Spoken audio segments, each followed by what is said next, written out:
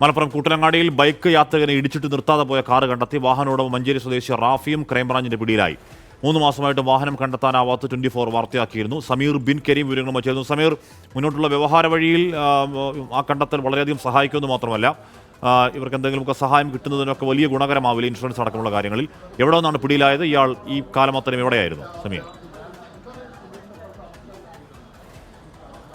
ഹാഷിമി, വീട്ടിൽ നിന്നും തന്നെയാണ് ഈ വാഹനം ഓടിച്ചിരുന്ന റാഫിയെ നിലവിൽ പോലീസ് പിടികൂടിയതെന്നതാണ് നമുക്ക് ലഭ്യമായിരിക്കുന്ന വിവരം. നമ്മൾ ദൃശ്യങ്ങളിൽ കാണുന്നതാണ് അന്ന് ഈ അപകടം വരുത്തി വെച്ചിരിക്കുന്ന ഈ മാരുതി സുസുക്കിയുടെ സ്വിഫ്റ്റ് ഡിസയർ കാർ. ഈ കാറാണ് അന്ന് അപകടം വരുത്തി വെച്ചിരുന്നത്.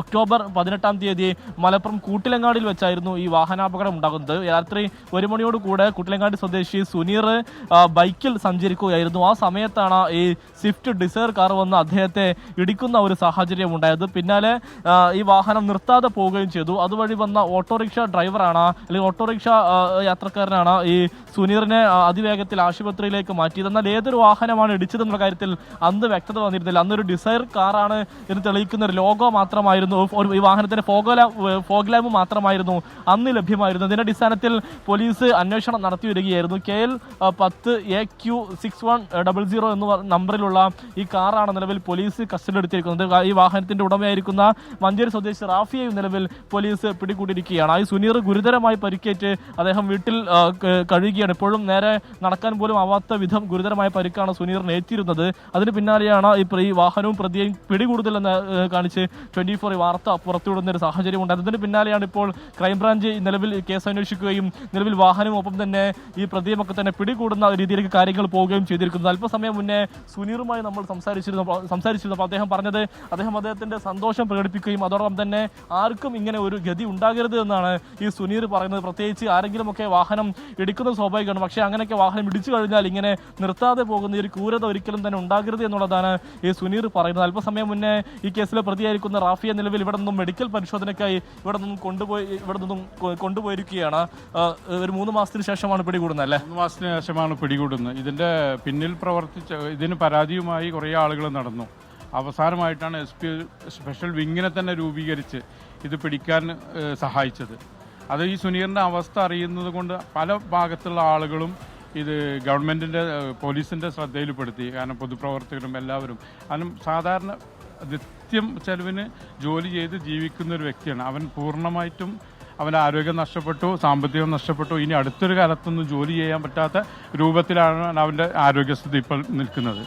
അന്ന് ഏത് വാഹനമെന്ന് പോലും കൃത്യമായി മനസ്സിലാത്തൊരവസ്ഥയായിരുന്നല്ലേ? അല്ല, സുനീറിനൊന്നും മനസ്സിലായിട്ടില്ലായിരുന്നു. ഈ ആക്സിഡന്റ് കഴിഞ്ഞ സമയത്ത് അവൻ പറഞ്ഞു ഒരു വെളുത്ത കാറാണ് പോയത് എന്ന്. ആ ഒരു തെളിവ് വെച്ചിട്ട് ഇവനെ ബന്ധപ്പെട്ട ആളുകൾ, അവരുടെ സുഹൃത്തുക്കളും നാട്ടുകാരെല്ലാവരും എല്ലാ CCTV ക്യാമറയും തിരഞ്ഞപ്പോൾ ഒരു ക്യാമറയിൽ നിന്നാണ് ഒരു ഡിസയർ വൈറ്റ് കാർ ബോണറ്റിൽ പരിക്കുള്ള ഒരു വണ്ടി കണ്ടെത്താൻ കഴിഞ്ഞത്. അത് വെച്ചിട്ടാണ് ഇപ്പം പോലീസ് ഇത് കണ്ടുപിടിച്ചിട്ടുള്ളത്.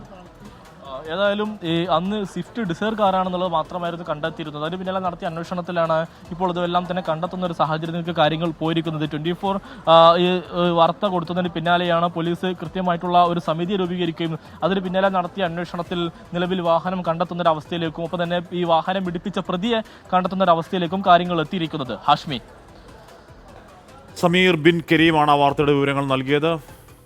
വാഹനയുടെ മഞ്ചേരി സ്വദേശി റാഫിയും ക്രൈംബ്രാഞ്ചിന് പിടിയിലായിട്ടുണ്ട്. അല്ല സമീർ, ഇയാൾ ഈ 3 മാസം ഇയാൾക്ക് മാറി നിൽക്കാൻ കഴിഞ്ഞത് എങ്ങനെയാണ്? അയാൾ വീട്ടിൽ തന്നെ ആയിരുന്നു എന്ന് പറയുമ്പോൾ അതിൽ പോലീസിന്റെ വീഴ്ച ഉണ്ടായിട്ടുണ്ടോ?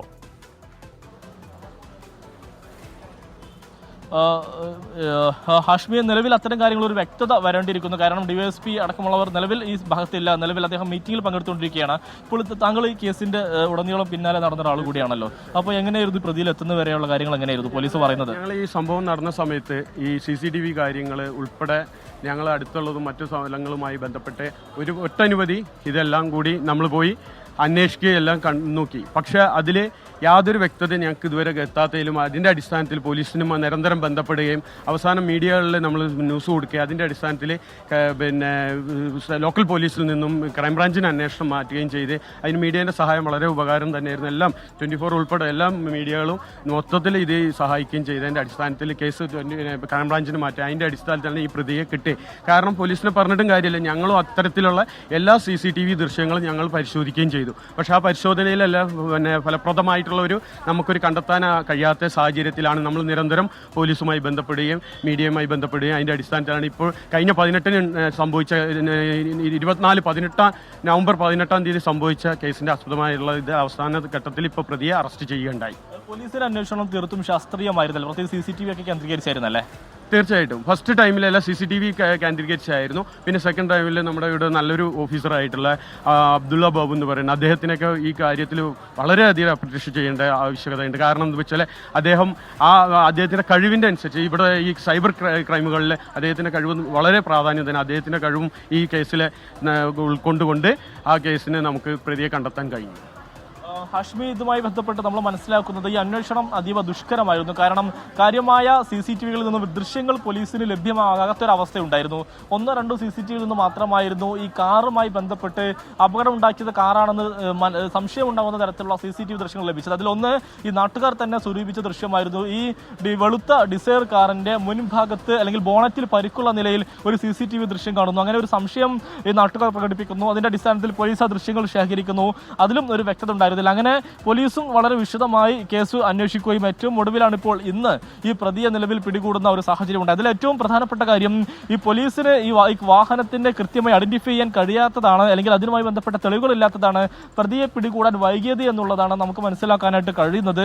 ഈ ഒരു ഘട്ടത്തിൽ കഴിഞ്ഞ ഈ വാഹനാപകടം ഉണ്ടായി 2 മാസം എല്ലാം തന്നെ കഴിഞ്ഞ സമയത്താണ് ഈ 24-മായി തന്നെ ഈ നാട്ടുകാർ ബന്ധപ്പെടുന്നു. ഇങ്ങനെ ഒരു വിഷയമുണ്ടെന്നും ഇതിൽ നിലവിൽ ഈ വാഹനവും ഉടമയും ഇതുവരെ കണ്ടെത്തിയിട്ടില്ലെന്നുള്ളതുമായിരുന്നു നാട്ടുകാരുടെ പരാതി. അതിന് പിന്നാലെയാണ് 24 ഈ വാർത്ത പുറത്തുവിടുന്നു. അതിന് പിന്നാലെ പോലീസ് വളരെ കൃത്യമായി അന്വേഷണം നടത്തുന്നു. ഈ പ്രത്യേക ഒരു സമിതി രൂപീകരിക്കുന്നു. ജില്ലാ പോലീസ് മേധാവി നേരിട്ട് തന്നെ അങ്ങനെ ഡിവൈഎസ്പിയുടെ നേതൃത്വത്തിൽ ഒരു സമിതി നടത്തിയ അന്വേഷണം അത് കാര്യക്ഷമമായ അല്ലെങ്കിൽ അതിനൊരു ഗുണമുണ്ടാകുന്നു.